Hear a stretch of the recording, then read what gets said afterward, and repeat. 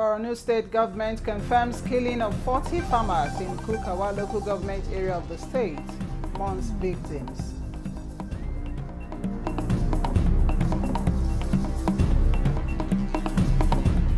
Chief of Air Staff Air Marshal Hassan Abubakar deploys fact-finding team to investigate into incidents of misfire during airstrikes in Zamfara.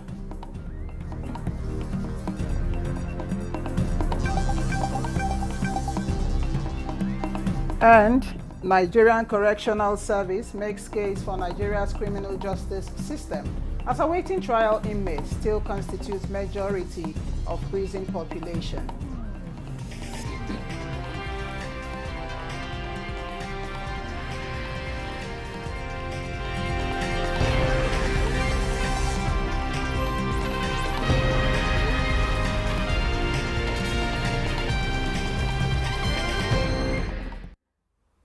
Hello and welcome to the news desk at 6 on NTA News 24. I am NEWS24. Borno State government has confirmed the killing of 40 farmers in Kukawa local government area of the state. Confirming the incident in a statement, the State Commissioner of Information and Internal Security, Professor Usman Tar, described the attack as an act of terrorism. He says Governor Babagana Zulum condemns the attack and calls on the armed forces to track and neutralize the criminals. He recalls that on Sunday, 12th January, armed militia suspected to be Boko Haram ISWAP terrorists attacked some farmers and fishermen at Dumba community near Baga in Kukawa local government area. The state government assures citizens of Borno that the matter will be thoroughly investigated for further necessary action, as investigation had since commenced, according to the Information Commissioner. Concerned about the reported incidents of civilian casualties in the recent Nigerian Air Force airstrikes in Zamfara State, the Chief of the Air Staff, Air Marshal Hassan Abubakar, has dispatched a fact-finding team to Zamfara to fully investigate the incident and provide a detailed report for further action. A statement by the Director, Public Relations and Information, Air Vice Marshal Olushola Akimboyewa, indicates that the team, led by Air Vice Marshal Edward Gabquet, Director of Coordination and Cooperation in the Civil Military Relations Branch of NAF Headquarters, will liaise and interface with state and local government officials, as well as all other critical stakeholders, for a holistic assessment of the situation with a view to driving the appropriate response. The Chief of Army Staff wishes to reiterate the NAF's commitment to the highest level of professionalism and transparency in the conduct of operations, in line with appropriate global standards, as the need to maintain public trust is germane to its operational effectiveness.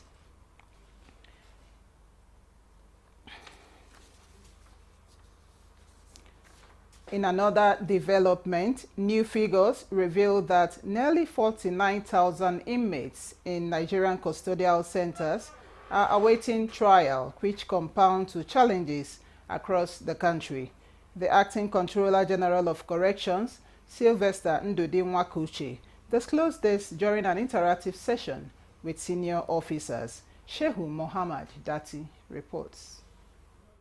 Described as interactive, encouraging and promising, aim to refocus and recalibrate the corrections service for better delivery. According to the Acting Controller General, zero tolerance will be applied to acts compromising the service sanctity, with consideration given to staff and inmates' welfare. There's no amount that is too small for feeding people that are incarcerated, or too much but at the same time taking care of their stomach. If you want me, I will say 5,000, 10,000, but are they realistic considering budgetary constraints? So for now, we are moving one step at a time. To address overcrowding, the corrections boss plans to engage state chief executives to expedite trials of over 90% of state offenders in custody. Additionally, the construction of a proposed 3,000 capacity modern custodial facility and other centers nationwide will be fast-tracked. Following the presidential increase in inmates' feeding rates, monitoring teams have been deployed to oversee inmates' welfare, ensuring vulnerable persons in custodial centers receive favorable treatment. The staff also have their own parts to play in as much as there was a cascading aspect of what happened in the outer society as it concerns insecurity affecting us as a result of external aggression on our facilities, the staff will also, the human factor must have to be in place so that some of these lapses, indolences will not be compromised. The Controller General praised staff resilience amidst challenging conditions, urging them to remain focused as better days lie ahead. In Abuja, Shu Muhammad Dati, NTA News. The Oyo State High Court sitting in Ibadan has granted bail applications filed by the ex-wife of Oni of Ife, Naomi Shilekunla, Oriyomi Hamzat, and the principal of Islamic High School, Bashorun, Abdullahi Fasasi. Kehinde Omolosho reports that the ruling was pronounced by Justice Kamaruddin Olawoyin. Defendants had argued their bail applications before the court last Tuesday, but the court ruled that the defendants be remanded in prison till January 13 for a ruling on their bail application. The court granted his application for bail, which means Oriyomi Hamzat has been directed to be released by the prison custody on bail. And the court also stated the conditions for the bail. That is 2 sureties in the sum of 10 million. That does not mean those sureties should pay that 10 million, but they should enter into a bond that in case Alhaji Oriyomi Hamzat jumps bail, that is what they will forfeit to the government. It was not a premeditated act. It was just unfortunate that it happened. And we have compassion for those who suffered one loss or the other. And we pray that may the soul of the victims rest in peace. The judge ordered the suspects to deposit their passports with the court and barred them from granting an interview. The defendants were arrested over the ill-fated Children's Festive Party in December 2024, which claimed the lives of 35 children following the stampede at the Islamic High School, Bashorun, Ibadan. Kehinde Omolosho, NTA News. Lagos State House of Assembly Speaker Mudashiru Obasa has been impeached by 32 members of the Lagos State House of Assembly as former Deputy Honorable Moji Miranda of Apapa 1 constituency emerges new Lagos State House of Assembly Speaker and has been sworn in as first female Speaker, while Honorable Mojid Fatai now becomes the Deputy Speaker. This development comes amid allegations of corruption and financial mismanagement against the embattled Speaker. Governor Seyi Makinde of Oyo State has presented staff of office and certificate of appointment to Prince Akeem Abimbola Owade as the new Alaafin of Oyo. The ceremony was held at the governor's office in Ibadan, the state capital, in the early hours of Monday, attended by some political office holders. On January 10th, Governor Makinde announced Owade as the new Alaafin of Oyo. Dotun Oyelade, Oyo Commissioner for Information and Orientation, had said the governor approved Owade as the 46th Alaafin following the recommendations by the Oyo Mercy. Senator Samuel Anyanwu says he remains the substantive National Secretary of the People's Democratic Party, despite the appeal court in Enugu State dismissal of his position. The appellate court ruling upheld the decision that recognized former National Youth Leader Sunday Udeokoye as the National Secretary. Correspondent Timothy Yusuf reports that the party's National Publicity Secretary, Debo Olungwama, however, disclosed that PDP is yet to receive any stay of execution on Anyanwu's resumption.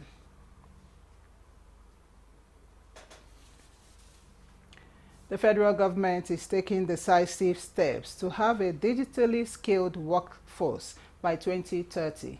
An estimated 35 to 40% of duties will require digital skills to meet up the government through the National Information Technology Development Agency, NITDA, has launched the Digital Literacy for All programs to train civil servants on skills needed to deliver efficient and tech-driven services to citizens. Chimdeman Dubisi reports that over the next 3 days, the first batch of 1,848 civil servants will undergo training on key digital skills, including fundamentals of using digital tools, effective use of computers and mobile devices, creating online content, and digital safety and security.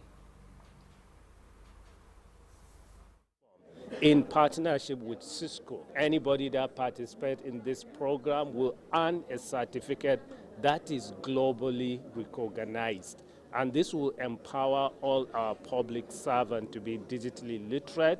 The expected outcomes are upskilling of our staff to be able to know how to navigate and bring themselves up to speed regarding digital skills, and to be able to have a workforce that will be able to deliver better service for Nigerians. Is to train 80,000 civil servants per month, aiming to reach the more than 5 million formal workers across both public and private sectors by 2027. This initiative also aligns with the broader goal of achieving 70% digital literacy across Nigeria's population by the same year. Senator Samuel Anyanwu says he remains the substantive National Secretary of the People's Democratic Party, despite the appeal court in Enugu State dismissal of his position. The appellate court ruling upheld the decision that recognized former National Youth Leader Sunday Okoye as the National Secretary. Correspondent Timothy Yusuf reports that the party's National Publicity Secretary, Debo Olungwama, however, disclosed that PDP is yet to receive any stay of execution on Anyanwu's resumption. The National Secretariat of the PDP officially opened this Monday, 13 January 2025, from the Yuletide holiday. Two factional secretaries vowed to resume following the Enugu State Court of Appeal ruling sacking Senator Samuel Anyanwu from office, having participated in the last governorship election in Imo State. Anyanwu resumed office, saying that with the stay of execution, the status quo must be preserved, meaning he remains the National Secretary until the Supreme Court resolves the matter. As a matter of fact, what the law says that I should appeal. I appeal the matter, appeal for stay of execution, and appeal to the Supreme Court. Obviously, what it means that the position remains as it is until determined by the Supreme Court. Sunday Okoye, however, did not show up at the PDP National Secretariat against his earlier resolve to resume office this Monday. PDP National Publicity Secretary Debo Olungwama has reacted to the development, saying the party has not received any stay of execution, describing Anyanwu's resumption as unfortunate. A stay of execution, he stressed, is a process, and that the parties involved in the matter must all be served.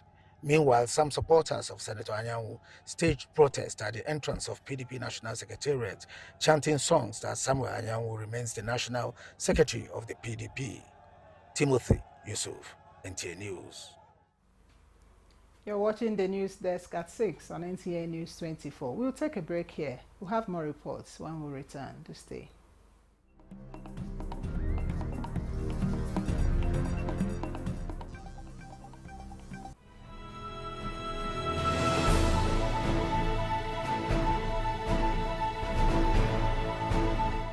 From the creeks of the Niger Delta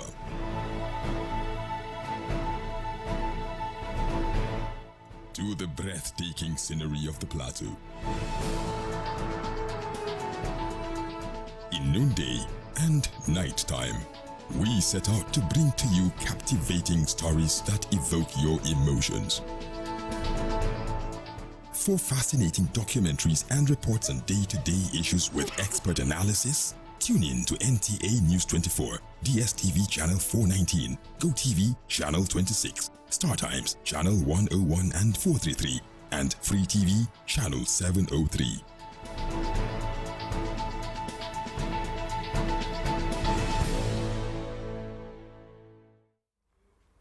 Many thanks for staying on. In a bold move to enhance public safety and crime prevention nationwide, the Inspector General of Police, Kayode Egbetokun, has ordered all police commands and formations across the country to focus on the implementation of a New Year strategic action plan aimed at reducing crime and improving law enforcement efficiency. In a statement, the IGP underscored the importance of strategic planning and data-driven approaches in combating crime and urged officers to shift towards proactive policing methods, addressing issues before they escalate. This directive, the statement added, comes at a critical time, with recent assessments highlighting the need for heightened vigilance, attitudinal reforms, and proactive law enforcement measures in communities nationwide. This development marks a significant step in the force's commitment to protecting lives and property, building public trust, and ensuring a safer society. Given the critical role of the capital market in economic development, Guests on Good Morning Nigeria wants the Investment and Security Bill signed into law. This, they believe, will unleash operations in the capital market for a game-changing sustainable economic development in the year 2025 and beyond. Lydia Sampson reports. Capital market fared very well in 2024, emerging amongst the best in Africa. To further consolidate on these achievements, Guest on Good Morning Nigeria wants more Nigerians harnessing the enormous potential in the capital market for long-term development.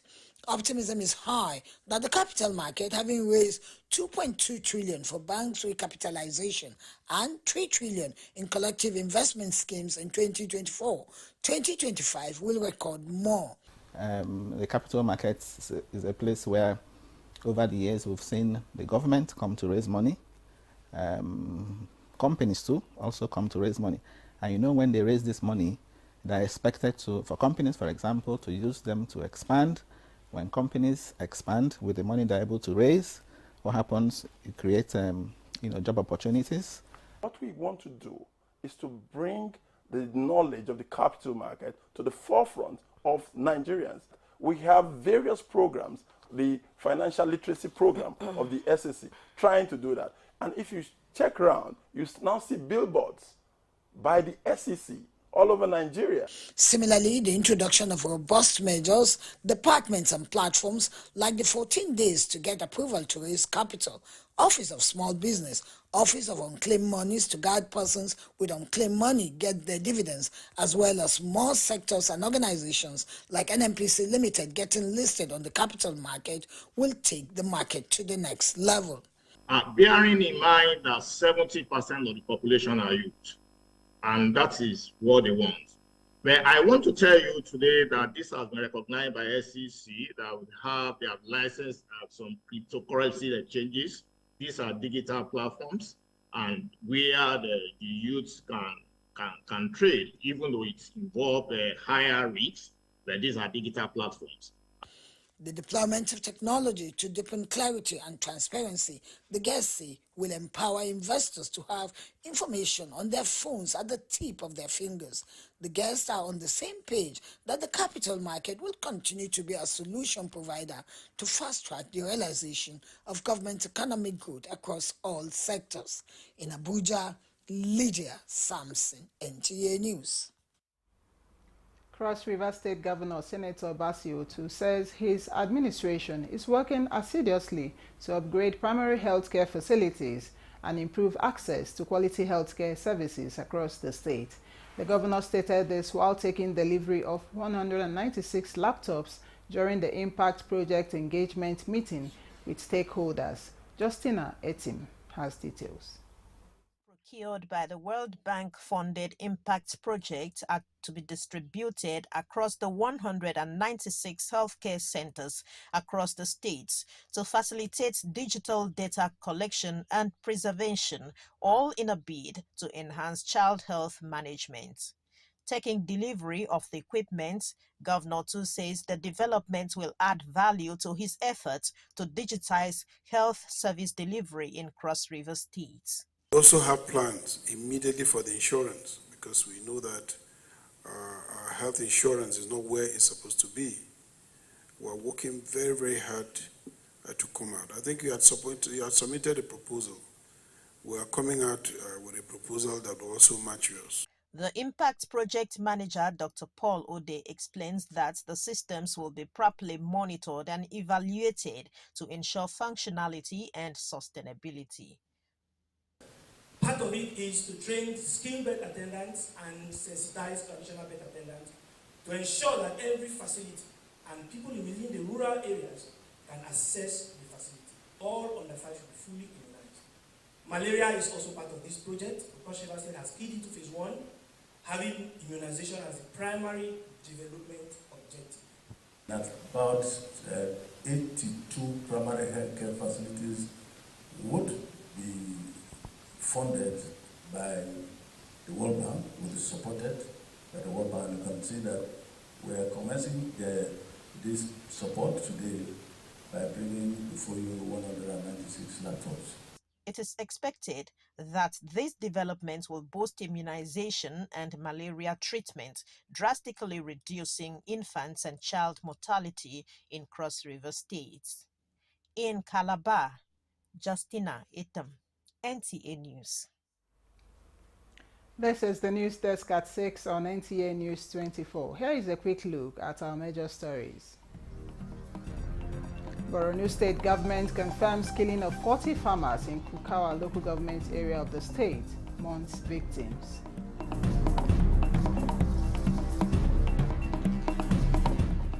Chief of Air Staff Air Marshal Hassan Abubakar deploys fact-finding team to investigate into incidents of misfire during airstrikes in Zamfara.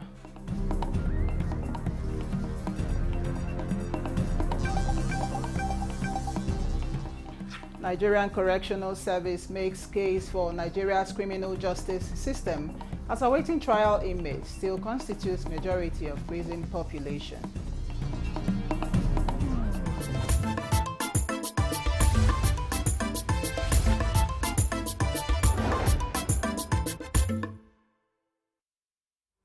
It's glad to know you're still there. And now to sports.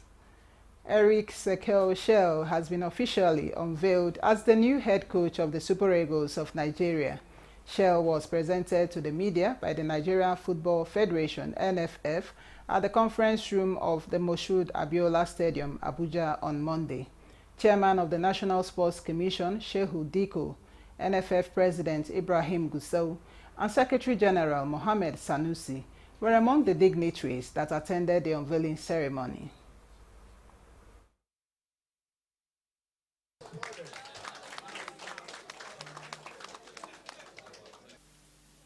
What is his record when he managed the national team?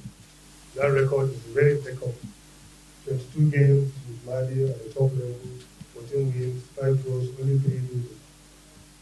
40-something goals scored and only 13 goals conceded. So, what are we supposed to do at this moment? We are looking for a process where we can drive this process to get us qualified to the World Cup. We are going to play an African team.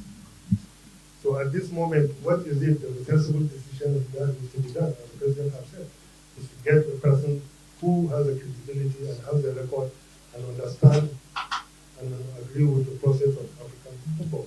He has played for Mali within the African. And I thank the Nigeria government, Nigeria for the Super 20, and for you to work. I come to work.